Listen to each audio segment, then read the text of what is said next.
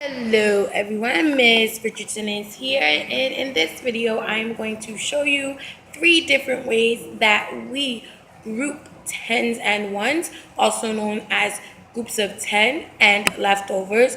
I'm going to show you when we have a scattered group of arrangements, how I group those groups into groups of 10 and leftovers or groups of 10 and ones.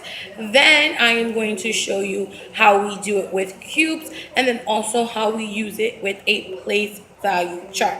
So the first example up is going to be with a scattered arrangement and how I group them into groups of 10 and leftover. So here's our first problem. I see that it's backwards to you guys. I apologize.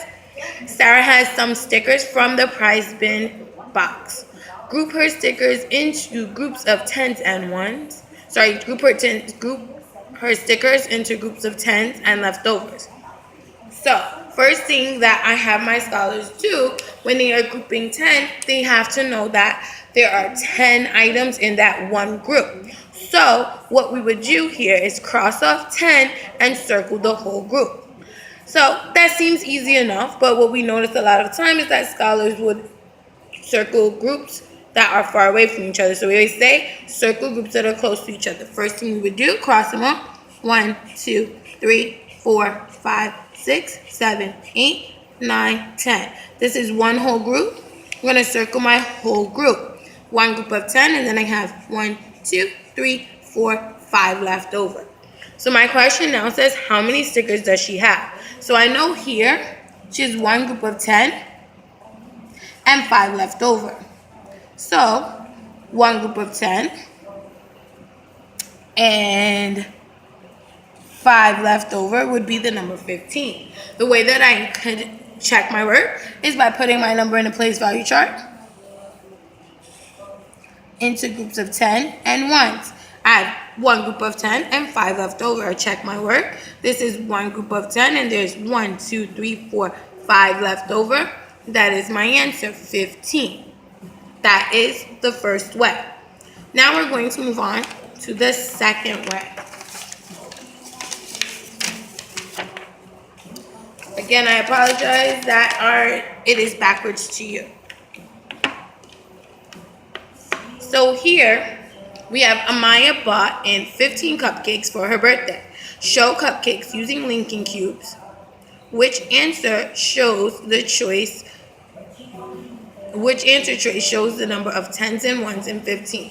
The first thing I always tell my scholars to do is to invest in our question. We must always circle our number so we know which number we're working with. We must always underline our question so we know exactly what we are trying to answer. So I did just that. So this problem tells us to use Lincoln cubes. I will use my Lincoln cubes as I see here. So never start with your Lincoln cubes already grouped. Start with them. Always separate it out. And by the magic of TV, they have been separated. So now here I have my groups separated out. What I'm going to do is take the number 15 and I'm going to group it into tens and ones. I know if a number is bigger than a number 15, I can group a 10. So I'm going to start off with each cube so I get to 15. 1, 2, 3, 4, 5, 6, 7, 8, 9, 10. Great. So I have one group of 10 here, and then I have this right here. So if you can see it, sorry, I'm going to tilt my camera a bit. Right here. I have one group of 10 and what's in my hand, which is what is left over. So here I have one group of 10, and now I have 1, 2, 3, 4, and 5 left over. I cannot group the 5 single cubes together because they are not a group of 10. So 15 equals one group of 10 and 5 left over. Great. So now for me to answer this question, I'm not done. Yes, I showed it with my cubes, but I still have answer choices here that I must pick. So I'm going to go in and try to pick the best answer. First thing I will do is cross off the answer I definitely know it cannot be. So I definitely know it cannot be answer choice C because there are no groups of 10. So I cross that off. Great. Then I definitely know it can't be answer choice A because there's only one group of 10. So now I have answer choice B. I'm going to put a circle next to it. And answer choice D. Those are my best choices. So what I'm going to do is to check my work against what I made. So answer choice B has one group of 10 like I have one group of 10. And it has 1, 2, 3, 4, 5 leftovers like I have 5 leftovers. I think that's my answer. I'm going to fill it in. But I'm going to check the last one too. So answer choice C has one group of 10, just like I had one group of 10. Answer choice D has 1, 2, 3, 4, 5, 6 left over. I only had 5. So answer choice D cannot be my answer. Answer choice B is the best answer choice. Now, this is the third and the easiest, I tell you. The easiest one to do. Silas ordered 16 books from Scholastic. How many 10s and 1s are in the number 16? Again, I invest in my question. Always circle my number and underline my question.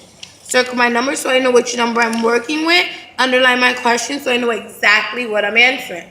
The best way to answer this one is to put this into a place value chart. So as I teach my scholars, write your number. I don't know if you can see it, I apologize. Write your number and then put it in the place value chart. Put a T and a up. So here, this tells me there's one group of 10s. And it tells me there are 6 1s or 6 left over. So I'll show you this again on my board. So it said the number 16. So I'll show you 16. Write it. And then put it in the place value chart. Put a T and a up. Represent 10s. I apologize. I represent 10s. And I represent 1s. This 1 tells me there's one group of 10, and this 6 tells me there's 6 1s or 6 left over. That is what the number 16 is comprised of. I hope this really helps. Please ask any questions down below. Enjoy your evening. Have a great one. Thanks. Bye.